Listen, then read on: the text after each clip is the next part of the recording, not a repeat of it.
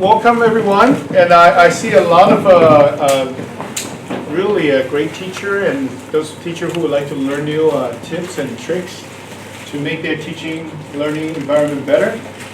So today what we're going to do is that we're going to invite various teachers to come up and share about their experience, tips. Okay, so yeah, thank you for coming. And indeed, I have, as a speaker, I have invited another speaker to present. So let me introduce the speaker. So, okay, so she will speak now.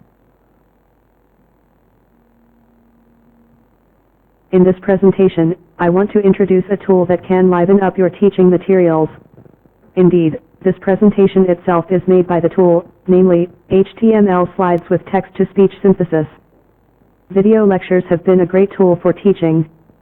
However, it is not easy to customize existing videos for a specific class or make your own videos. Special equipment, software, and skills are needed. Playing a long video takes up a lot of bandwidth, and searching through the video for specific content is very time-consuming.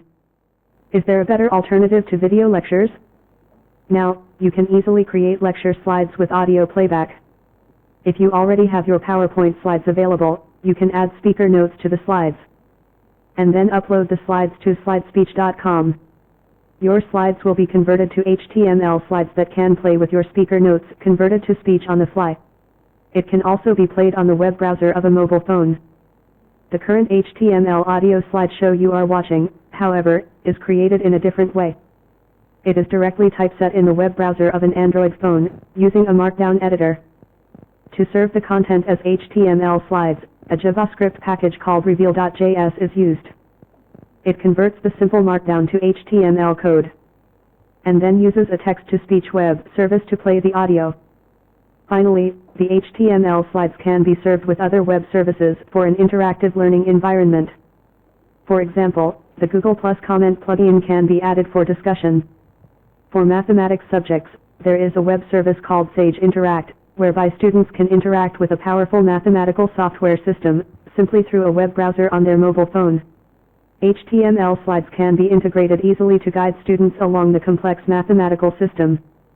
A demo can be found here, on the topic of linear algebra. So I hope my speaker did a good job.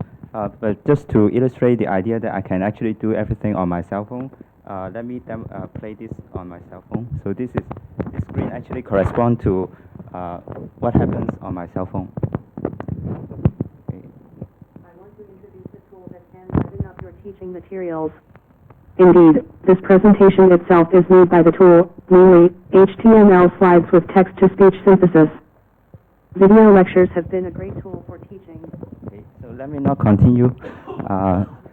Instead, let me point you to the demo here. So the presentation here is actually made completely, so the early presentation is made completely using the phone. But if you have a computer, then you can do much more. So indeed, this is a course material vector math for a engineering math course. Here, there is a video lecture, and you can play this as well. In this presentation, two important mathematical structures in linear algebra. Tricks. Consider the directed graph So shown you can here. see, you can actually draw There are graph. 3 vertices, or nodes, labeled 1. Let me go ahead and show you that, okay, there's some interesting like highlight, like growing the text. There's also, you can also typeset equations, complicated equations here. They are not images, they are actually vector format, so you don't lose any resolution. And then here is a Sage Interact box.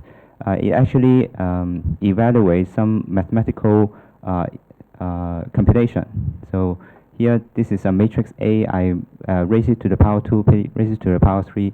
Students can learn this by interacting with it. For example, change a number here and then get another answer. And then afterwards, if the students still don't understand the concept, he can just type in the feedback.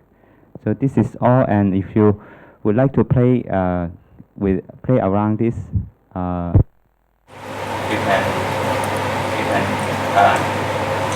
can take an image of this QR code, and then you can access the your map. Yeah. What is this? So this is already supported by the web browser. So you only write HTML, and actually there's a simpler language called Markdown. You can use that. But then for people who have already made their PowerPoint slides, there's a web service that can convert it. So you don't really need to do a lot of stuff to have your video recorded. Okay. So, yeah. Okay, hello everyone. So actually, I feel I actually don't have very special tips to share. But one thing, can you hear me? So one thing that I feel that might be useful is that we can adjust the pace of teaching according to different factors like the background of students, the class size, and the response from students. Like based on my own experiences, like I offer the same course in different years, and the class size can differ a lot. Like at the beginning, because it is an elective course, and at the beginning there are only like 20 to 30 students, and actually in a relative small class size, I feel it's easier to communicate and have more interactions with the students and get more active feedbacks from students. Well, now in the recent offerings, the class size become much bigger, like 75, and actually I feel more difficult to handle like students with different backgrounds. Some like feel it's very easy to understand the concept, while some students feel just give me no responses or feel like lost, confused. So I have to like slow down a little bit, and also on some important concept I have to repeat or give more examples to the students. So, and also sometimes I ask students, do you have any questions? And my experience is that they usually remain very passive and didn't raise any questions. But after class, some of students do come up to ask you for clarifications or for some questions. So based on this after-class feedback, I also understand that maybe I have some, there are some concepts they don't quite understand, and I should like slow down a little bit. So this is my personal experiences. Okay, I think many of you know that I'm a fun guy, right? So I'm going to talk about humor in education today. And my tip is this, you know, learning's supposed to be fun. And I always adhere to that principle. Learning is fun. But I think many of us are too serious in our teaching environment. So I'm going to give you some motivation as to why. I do have to say that education is hard work. So sometimes it will be good to even have a little laugh. The real thing is too much work. Can you just teach me how to act educated, right? So even the simple things like this could help to motivate a student. Now, why do we actually introduce humor in class? I'm going to give you several good reasons. First, in fact, if you go into the class with a very, very lighthearted and positive attitude, it will propagate. It will convey that you are relaxed, you're positive, you're optimistic about the learning environment. It will serve as a good icebreaker as well. So, you know, think about a good joke or a good comic that you could actually do in the beginning of the class. And having humor is really a good way to engage students. It improves their morale, okay? And they will give you more trust, they will pay more attention, and they will be interested in coming back to your class too, if you have a lot of interesting things inside your material. And it also demonstrates creativity as well. And for some of the students, you know, a good joke could alleviate the tension and the stress and also the fear that they have on the subject. It is hard, although it is hard for the teacher to actually find the appropriate ones, you know. And I've been trying, on the data structure class, when I teach a tree, there is really a funny video about the family tree of a Cantonese family, for example. It talks about all sorts of different relationships. And that's the way I would introduce what a tree is, okay, inside the data structure. But anyway, And last thing is that I think that by having humor inside your teaching classroom, it really makes a teacher human. We're not Superman, but we're human. Okay, do's and don'ts, very simple tips is this. Do it appropriately. Don't be offensive. Do not say, racist things. Do not say vulgar things and things like that. Be considerate of the student that you are addressing to. Do not be degrading and excessive. Okay, not every sentence needs to be a joke. You're not a comedian. You're a teacher. Okay, so make sure you do that. Do use stories and own life experiences.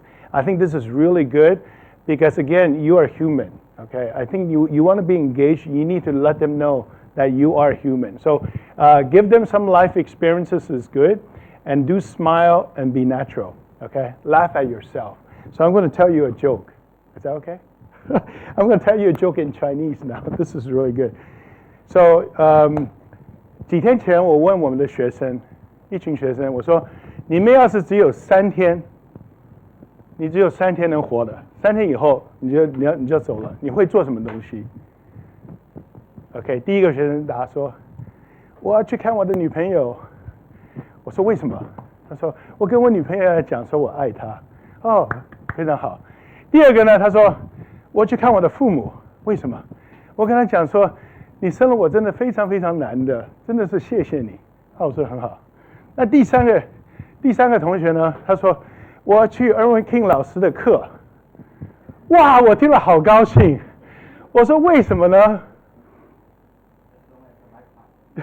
他说，当我到你的课的时候，是度日如年。Okay, that's it. Thank you. So one thing is that I realized that I sometimes I didn't do well in catch students' attention, and then most of the classes in the morning, students just woke up, right? And then they come here, and then some of the students are really motivated. They come earlier and then they try to learn. But even for those group of students, they will lose attention after 15 minutes. So there is a pattern that students concentrate in 10 minutes and then sleep for in reality they were sleeping. Lose attention for another 10 minutes and then probably they could come back in subsequent 10 minutes. So your first 10 minutes will be very important, right? So and then they try to extend the 10 minutes to probably 15, and then do some practical work and keep them awake. But don't put important contents, to the second part. Maybe to the very end is okay because they wake up because they are prepared for the next lecture. They're ready to go to pick up all that stuff, right? So, and then the middle part is difficult. The middle part, they usually lose their attention. And then the other thing that I would like to say, actually include myself, is this is, lecture is, teaching is not only about classroom. So if you may be a very good speaker, very good presenter, but I think most of our work, probably need to be done before the class or after the class. So I think that part, I should improve a lot about myself. At the very beginning, I just want the student to like me, to like my lecture. That is not the point. I think that's not the point. The point is, you have to prepare. So I have to prepare more, basically, and to do a lot of. So I do I will try to force myself to, make up some follow-up, some notes, follow up the lectures. So I may have missed something in the lecture. I have to, put some supplementary notes, and also assignment questions. That is extremely important. So we have to. So I really need to put a lot of time on creating good assignment questions because that is really part of your lecture. It's not isolated as homework. And I'm also not that smart. I mean, I learned a lot from Mo, right? So, but I'm very old-fashioned teacher, so I still cannot catch with those technology. But now I'm using those. What's that? The pen, and then also I got a few videos. The videos only for the very difficult part of my lecture. And still, those parts I feel that students may need to review because I could not speak, I could not really explain well. So the students may need to view the video one more time, 2 more times. So I just put those parts. A very short video, 5 minutes. Say convolution sound. That could be difficult for some students. I put it on the line. So students can just watch 1, 2, 3. Some of the students watch 10 times. So I don't have that 10 times time in the lecture. Okay, good. So one thing I have learned is you should leave your audience with a key takeaway message. So the one word that I want you to remember today is engagement. Okay. So if you get to know the students, or at least understand what they are interested in. See, we all learn things better if we are interested in it. So if we set what we are trying to teach in the context of what they are interested in, then I think they enjoy it more, you enjoy it more. So one student is interested in soccer and needs to do a final year project. So I asked him to try to design the timetable for a league. Soon he would discover the concepts, combinatorial concepts. Even number of teams is easier, odd number of teams is harder. You put in the distance, it's even more hard, and you try to match the quality of the team is harder. So you can build up a lot of concepts. So engagement, I think, is important. So for me, I know our courses are measured in units. That's supposed to reflect contact hours. But for me, it's not really the contact hours that's important, it's the level of engagement that's important. If you get the students interested, so the joy sometimes is, they get interested and excited, and then when they come back next week and say, oh, remember what you talked about the previous week, I find something on the internet that also explains that concept. So that was a happy moment, and actually I have been able to use that video thing that he found in subsequent times that I have taught the class. So that is very good. So just get to know the students. I think I rather have complaints in my review that says I laugh too much or my jokes are not funny, which has happened. Which happens to me all the time, trust me. Then to have sort of blank sheet where they don't recall anything that happened in the class. But I also try when I make up final exam questions or exam questions to set it in the context of something that my students have told me or what they have done. And so it doesn't give that person any advantage because the concepts is the same, it's just the context that is different.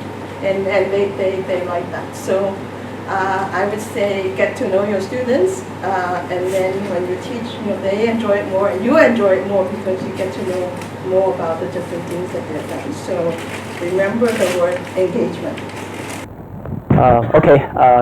Good afternoon. Thank you all for coming. So as Dan mentioned, the first 10 minutes are important. So this could be related to the first 10 minutes. Also, Jenny mentioned about how to students' interest, right? So here, today I would like to share with you is basically whenever possible, I try to arouse students' learning interest, and by showing them some, say, practical example or say daily life applications. So here, I have a few slides to show you today. Okay, so I pick up this one as an example. So it's talk about the power and cold food processes. And this one, I get this one from this IEEE Robotics and Automation magazine. And first author, Samuel O, in fact, is our own graduate. I mean, our own graduate from MAE. So in fact, Yong is sitting there, and Yong was his FIP supervisor. So after he got his bachelor and master degree, and he went to MIT for his PhD study. So this paper is co-authored by Samuel and Professor He. Okay, so it's talk about his PhD work is about the power anchor food processes.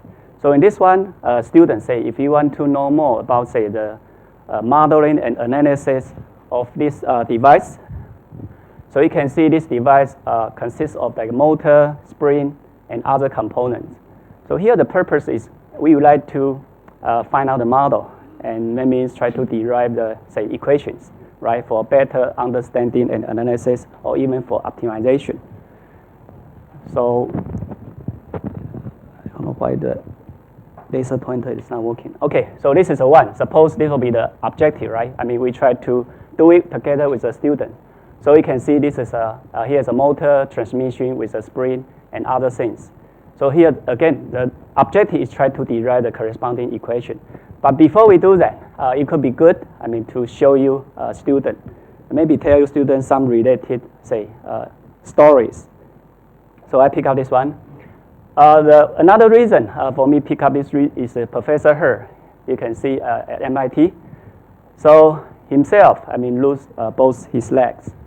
And happened when he was 18 years ago. And he was trapped in a mountain and basically for 4 days under the weather, minus 20 degrees, for 4 days. Then after that, right, he was rescued and survived, but this is a result, okay? And so basically for himself, it's obvious. I mean, you want to have the highest motivation, want to develop some device and could be very useful for himself, right? So that's why he has been working in this field. And this one, I got it from the, you can see this is a TED Talk and with a website. So the complete one, maybe some of you already seen that, it's about 20 minutes. So if you didn't see it before, I encourage you to check it out. I mean, it's good, but here, because today I only have a few minutes. So later on you'll see, I dig it out, kind of make it become less than 1 minute, I mean, about the video part. So that's about Professor He. And then, here, this is another person, Andrea Annie. So she was a professional ballroom dancer. And in 2013, about 2 years ago, the Boston Marathon bombed. And so she lost her left leg, okay?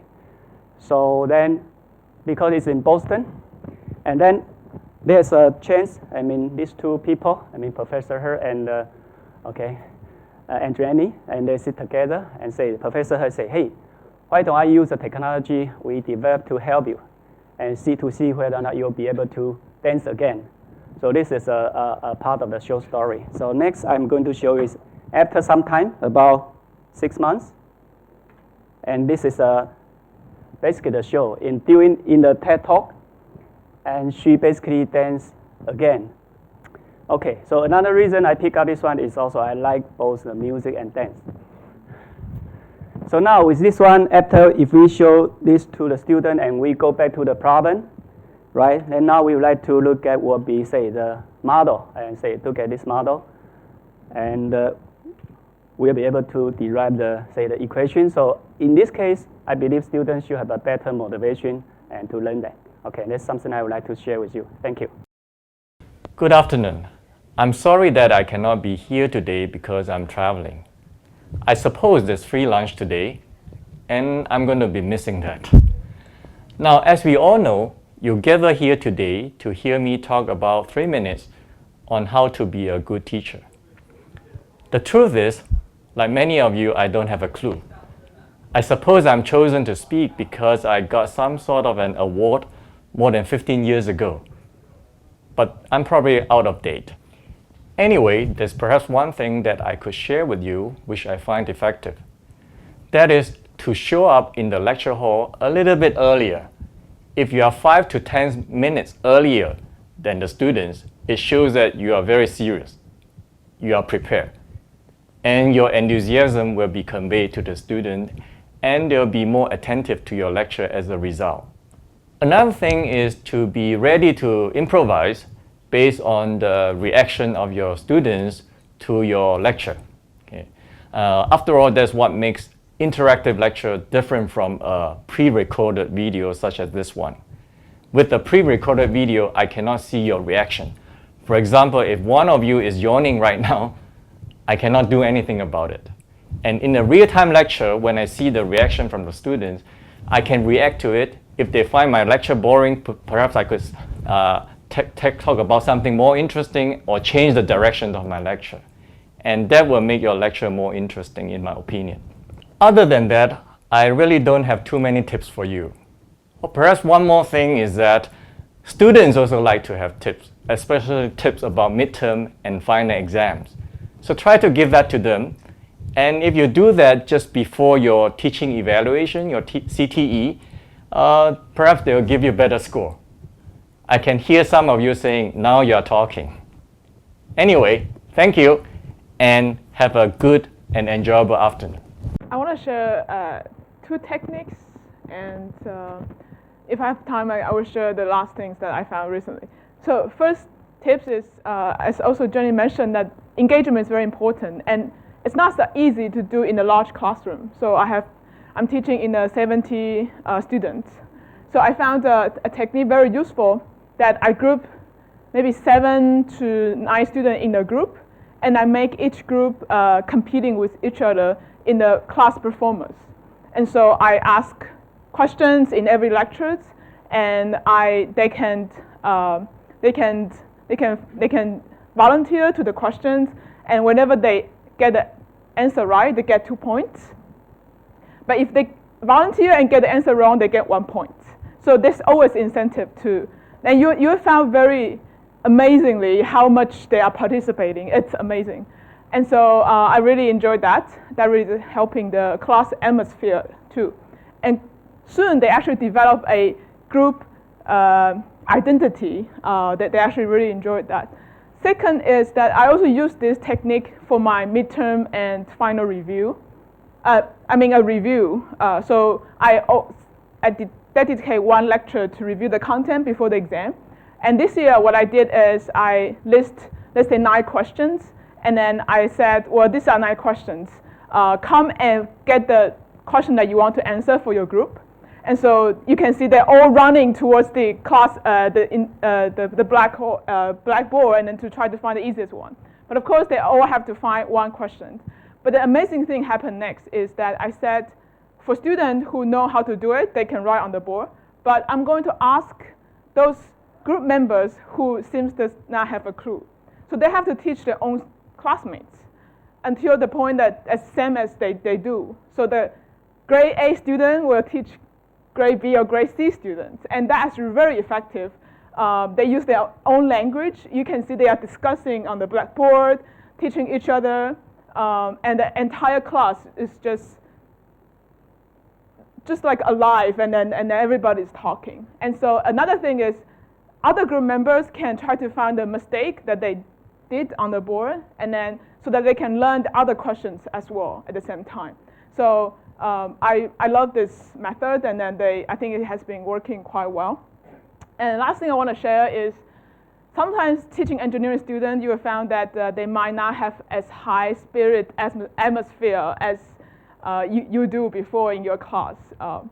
So I play videos from world-class institution, from MIT, what happened in their classroom. So I found this passion project from MIT that they basically enable freshman students to do a hands-on project without knowing anything, but they can set whatever they want to do, and the course TA will support that. Essentially, I played this video. I said, this is an engineering material course, so it's very relevant to this passion project. So if you want to do anything that you are interested, you're passionate about, I will give you the funding, and you can group your members, and this will be a bonus for your class.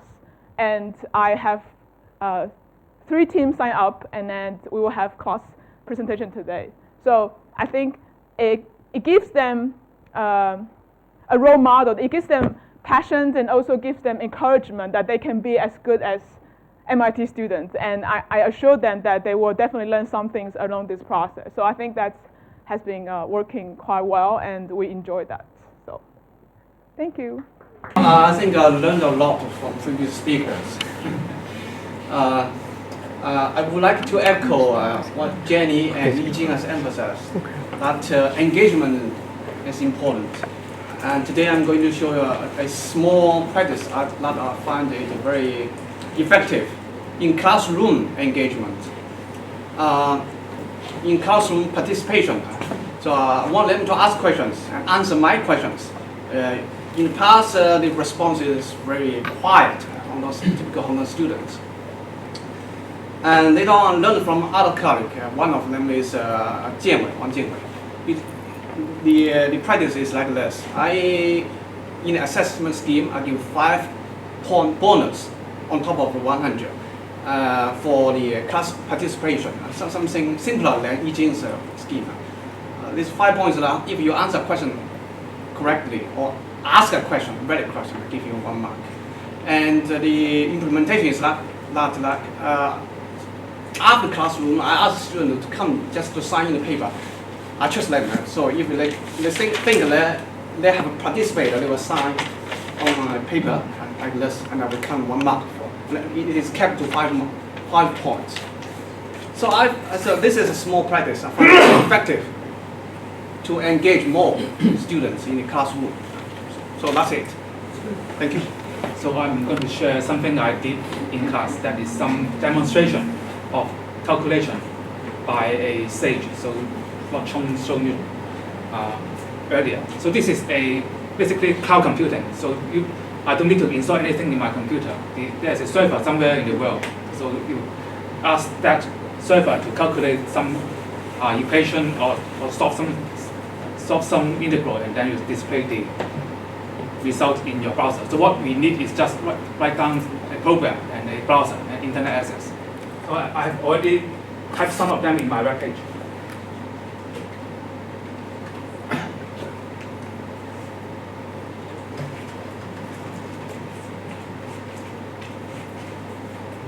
The complex integral, contour integral visually, that's not easy to calculate.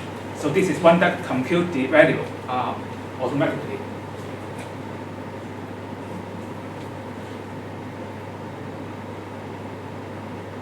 Okay, so this is the disadvantage. There's a delay.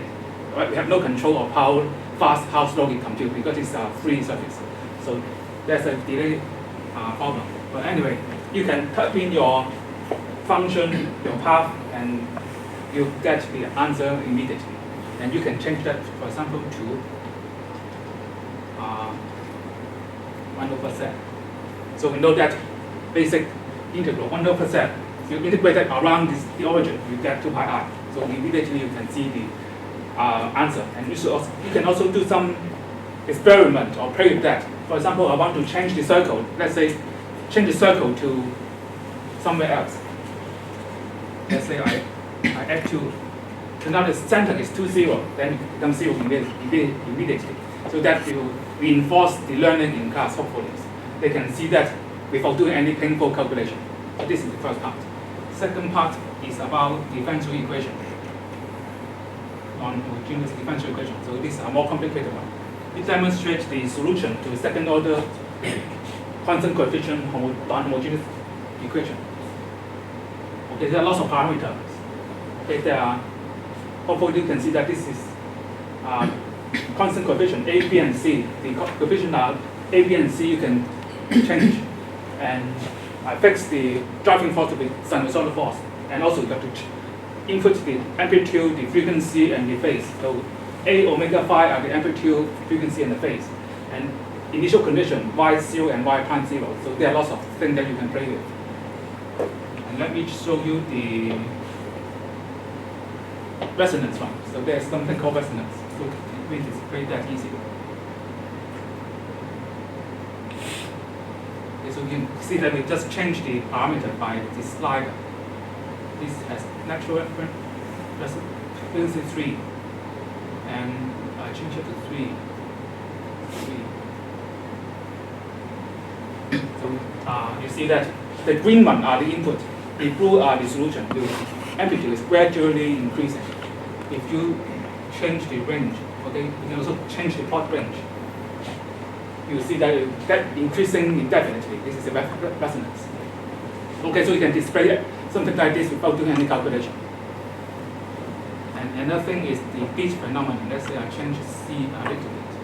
So natural frequency is slightly different from 3, and the input is exactly 3. You see some beating phenomenon. Okay, the blue one is very noisy right here, silent right here, and noisy alternately. So we can also display that also. Okay, so that's some technology I use. I use them almost every day. So I'm going to share some of my experiences in teaching this discrete mathematics course. It's one of the foundation math course. So I guess for those of us who have taught foundation math or foundation science course, you will know the challenge, right? So it's introducing something very basic, but how to make it fun and how to connect to something in the future, right? Because, for example, learning vectors and matrices, these are very basic calculations. We all know in the back of our head, it's so natural to us, but for the students who are learning it the first time, it is kind of difficult. So what I'm going to share with you is, well, not something of a tip, of the nature of a tip or a very good practice, but something I tried and it didn't seem to work too well. And maybe you can be aware of this in the future. So part of the challenges with this foundation math course is, well, first of all, is attendance, and second is how they learn. Right? So to address the attendance issue, I try to encourage them, of course, to come to lecture and also to go to tutorials, especially the tutorials. As we all know, they are very reluctant to go to tutorials. So this year I implemented this scheme where they, in the tutorial, there will be an attendance taking, and in the tutorial, to avoid them coming in the last minute just to sign the sheet, I asked the TAs to prepare in-class exercises, okay, for them to do. So we even help them to do it. It is not a quiz, okay? So just to make sure they kind of learn the material, okay? But for lectures, I don't take attendance, okay? So if you want to come, you come, okay? So my lectures are at 9:30, and also the other day is at 10:30, okay? 10:30, right? So it turns out the attendance of the lectures is very low, okay? It's lower than previous year, okay? And I asked my TAs, how are you guys doing, right? Because typically the tutorial is very low. But they said, well, a good number attended, okay? So obviously they are driven by this points that they will get if they attend the lectures. So I guess this may need to be adjusted. So if I want them to come to the lecture, then this need to be adjusted. But this is sort of some sort of experiment, okay? So they indeed they will go to the tutorial, and then they work out the exercises. So I guess in that sense, it is still good. The second thing is about my teaching. So I'm still a very old-fashioned person. I like teaching math, writing it out, and previously I would write it out on the board, okay? But of course, this creates some difficulties for the students because they need to copy things down and also listen to what I'm saying. Okay. So starting from a couple years ago, I started to write on the projector. So I bring a stack of sheets and then I write it on the projector. Okay. And so the pace is still slower. Okay. So they can still follow and they can still think about it. And afterwards, because I have written down on all these sheets, I can scan it and just post it online. They still can get a record. Okay, so at least in that way, they don't need to worry that they missed something. Okay, so these are the two experiments that I have tried. So thanks. Yeah, so this is for the elite class. Also I'm teaching a discrete math elite class. So for that class, I implement one assessment is writing an essay. Okay, so at first all the students were like, what, this is a math class, right? This is not a literature class, why writing an essay, right? So I got this idea from Stanford. When I was there, they have this writing in major requirement. So I took one of the undergrad real analysis class when I was there. And actually you need to write about real analysis theory, okay? So I got that idea from there. So I asked them to write an essay on Stirling's formula, like the discrete math class, since they learn about all this n factorial thing, right? And so how do you compute it? How do you approximate it? This is very natural. So the way I run it, I give them a problem set outlining the entire proof, telling them how to do the proof. But the point is, when they write the essay, I told them I do not want line-by-line math proofs. I want more like an introductory chapter in an undergrad textbook, okay? That you could explain this to your peers who have some math knowledge but may not know about this thing, okay? So, and I give them a chance to write it first as a draft, and I don't grade on the draft, but I will give them feedback, okay? So since the class size is small, so this is still doable. Okay, so you can imagine you cannot do that for a class with 50 or 70 students. Okay, so 20 is doable. Okay, so and then after that I give them feedback, and this also goes to the keyword, right, that has been shared, engagement, right? So by meeting with them personally, individually, I got to engage with them, tell them about the writing style and so on, and then they will submit a final version, and that would be graded 2 weeks after the draft is handled. Okay, so that is for the elite class. Thanks. How has it been? It was good. I think the students enjoy it, and they really struggle through it. Because it is very different from the problem sets, right? Problem sets you just prove or write down the compute the answer, then you are done, right? But this one, really, you need to think about how to tell a story in some sense. So I also asked them to find some background application. So. Good. Good. Okay, thanks. So I just want to tell you what I did during my review. What I did is that I sit in the class, and then after the sitting, within 1 or 2 days, I wrote my opinion and sent an email to them. And I expect them to give me a feedback, so I learned what I did, what my comment, my opinion is wrong or not, what they think of my review. Okay, and then I send both email, my email and those teaching their email, and all to the dean and the head of the department. So this makes sure that it's fair to everybody. So luckily, I don't have any people cursing me in my face. Okay. They may do it behind me. Okay. So I'm obliged not to, of course, I do it with my conscience. I cannot say something very nice to everybody.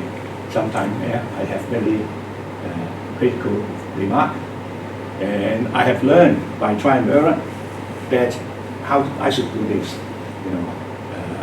I should do it in a nice way and say something very critical, but in a nice way. But what did you find something that is positive or something that we can watch out for? What's a good Now, practice? the thing is that what I said is mostly being said by our colleagues here. Okay. One thing I like to stress is that good preparation. Good preparation always would get good response from students. And another thing, as Jenny mentioned, good engagement. Good engagement, for that you can know the progress of the student, whether they are following you. One observation that I find is that if there's an intermission during the class, after the class, and then there's a second part, if I saw some student coming up to the teacher to ask questions, I know that they're following. Now, if no one asking questions, they may not follow. They just keep quiet. If you have a class that a lot of people try to ask questions, this is excellent. But as you know, our students are not that they don't like to ask questions. But they would do after the lecture sometimes, or during the intermission. Now, if you see that, I know that I think the students are following. At least some of them are following. I just have a small trick that I use. I'm going to tell you something that I think it's useful, and one thing maybe I would recommend not to do. The first is, especially when I'm in a big class and there's a lack of engagement, then I'll call on one person or one volunteer, and someone will volunteer to answer my question, and then I'll praise that person, right? And then my second question comes, and I'll invite the first student who answered me to pick on another classmate. Oh, that's good. And then over time they learn, I learned their names and they learn each other's names. So I think that's a good trick. One thing I would recommend not to do is there's one time when I felt that because of the class hour, the attendance of my lectures are very low, and I kept warning them, but of course, the people who don't come didn't get the warning, right? And I kept warning them that a pop quiz is going to come. And then finally, after many, many warnings, I did give them a pop quiz. And then the next day, I had a line waiting outside my office with like doctor's slips, and then I have a lot of emails saying I wasn't feeling well, I'm very sorry, I missed you, And then I think that term, my CTE just went straight down, so I would recommend not to do that. That actually remind me of if Sid is not here because he's on a conference. And one thing that he did, I thought also impressed me that it will create engagement, is that the first day of the lecture, he asked the student to put his name and his ID on a paper, and then he would take a photo of that. And what he does, he just go over and look at the picture and the ID and the name, so he can memorize who they are. There's nothing better to call your student by name, and they will know you. And I'll guarantee your CTE score will go up. No, I guarantee, if you know the student so well, and you are really engaged with them, that will be a big payback. That's a small investment that you actually, put in, and you'll get a big payback. Okay. I just want to say a few things. The first thing is that no matter how many times you teach a class, you need to spend maybe 1 hour, half an hour at least, looking at all the slides before teaching. Because when you do that right before teaching, you will have some new idea of how to present the same material differently. So that is the first thing. The second thing is that try to when you make joke, there are different kind of joke.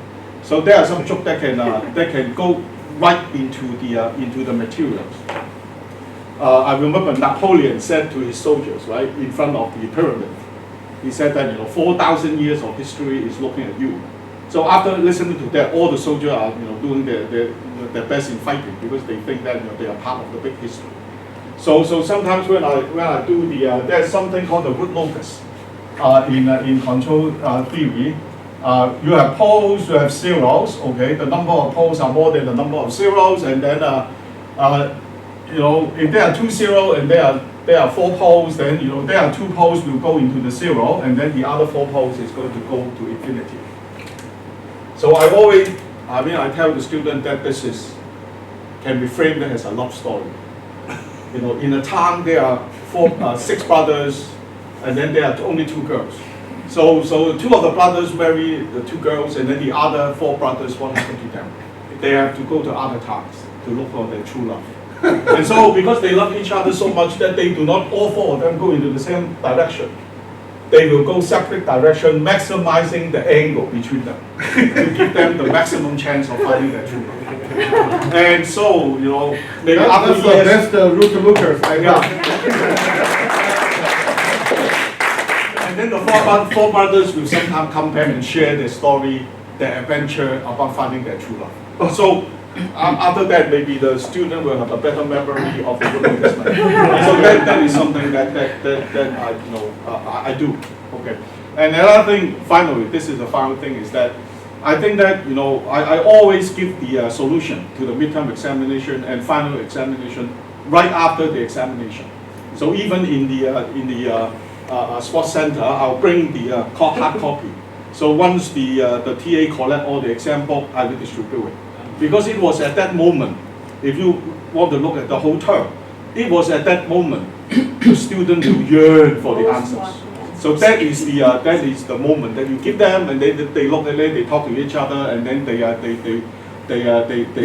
their oh, I got this wrong or I got this right. So that will leave them a deep impression. But that's a little bit late for the evaluation, right? That's a little bit late for the evaluation. But as long as you help them to learn. Yes. Okay. That's all. Very good. When we are planning, so if you have any good idea about how you want to do it, so one time we're going to have all gadgets. Yeah. We're going to have one one talent meeting with all gadgets. We'll invite Gadget and tools. yeah, tools, gadgets, and software systems and everything. We'll just put them out here for people to play around. Okay, we're planning that up in the next year. Okay, and we'll do that. If you want to have anything that you would like us to do on teaching and learning, how to improve that, let me know. I'll be very, very happy to sponsor that and support that in a very meaningful way. Okay? Well done. Thank you. Thank you.